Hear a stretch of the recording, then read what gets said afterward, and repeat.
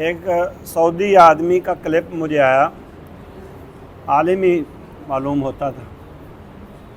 وہ کہہ رہا تھا کہ سلف صالحین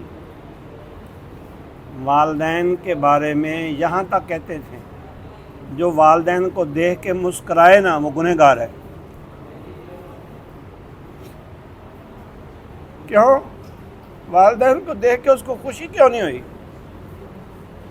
اگر اس کے دل میں خوشی تھی تو مسکراتا، میرے والدین میرے لیے نعمت ہیں اور میرے حق میں دعائیں کرتے ہیں اور مجھے اللہ نے سعادت دی ہے ان کی اطاعت کر کے جنت لینے کی، اور موقع دیا ہے ان کی رضا حاصل کرنے کا۔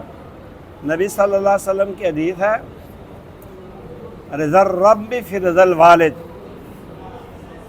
اللہ تعالیٰ کی رضا والد کی رضا میں ہے، وسخط الرب فی سخط الوالد، اور رب تعالیٰ کی ناراضگی والد کی ناراضگی میں ہے۔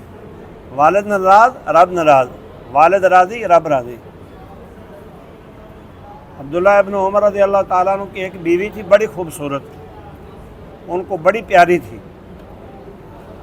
اب عمر بن خطاب کو کوئی مسئلہ تھا، کوئی وجہ ہوگی، آخر وہ سپہ سالار ہیں، اسلام کے جرنیل ہیں، کوئی انہوں نے ویک پوائنٹ دیکھا یا باپ بیٹے کا امتحان لینا چاہتا ہے، کہا بیٹا اس کو طلاق دے دو۔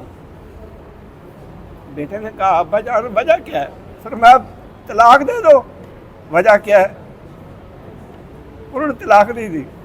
نبی صلی اللہ علیہ وسلم کو شکایت لگا دی عمر بن خطاب نے کہ میں نے اپنے بیٹے کو کہا ہے اپنی بیوی کو طلاق دے، وہ طلاق نہیں دے رہا۔ فرمایا نبی صلی اللہ علیہ وسلم نے عبداللہ طلاق دو اپنی بیوی کو، تمہارا باپ ہے۔ اتنی والدین کی عظمت ہے اسلام میں۔ علت ریزن وجہ نہیں پوچھی، وجہ کیا ہے، سبب کیا ہے۔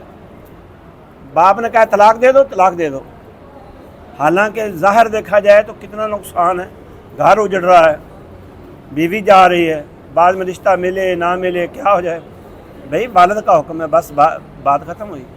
ابراہیم علیہ السلام نے جب تھوڑا سا اشارہ ملا گھر میں کہ میرے بیٹے کے گھر میں ایسی بیوی ہے جو ناشکری ہے، پھر میں طلاق دے دوں۔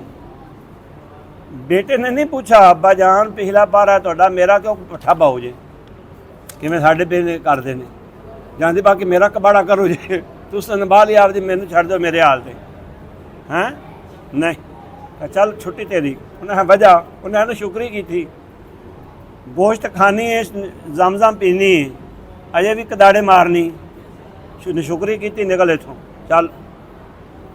نشکری عورت نشکرہ مرد پٹھا بہا دندہ کردہ۔